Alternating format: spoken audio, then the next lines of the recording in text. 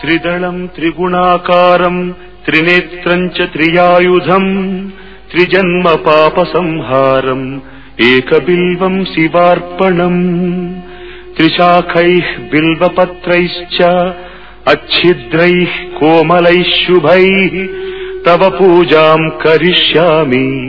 एकबिल्वम् शिवार्पणम् कोटिकन्या महादानम् तिलपर्वतकोटयः काञ्चनम् शैलदानेन एकबिल्वम् शिवार्पणम् काशीक्षेत्रनिवासम् च कालभैरवदर्शनम् प्रयागे माधवम् दृष्ट्वा एकबिल्वम् शिवार्पणम् इन्दुवारे व्रतम् स्थित्वा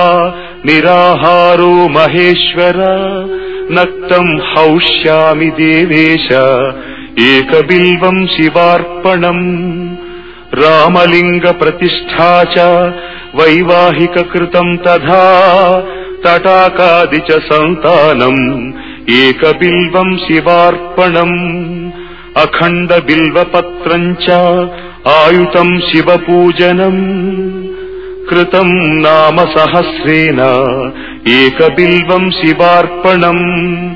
उमया सह देवेश नन्दिवाहनमेव च भस्मलेपन सर्वाङ्गम् एकबिल्वम् शिवार्पणम् सालग्रामेषु विप्राणाम् तटाकम् दशकूपयो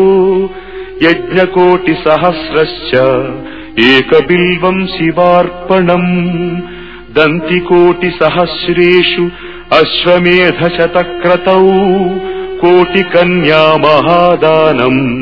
एकबिल्वम् शिवार्पणम् बिल्वानाम् दर्शनम् पुण्यम् स्पर्शनम् पापनाशनम् अघोरपापसंहारम्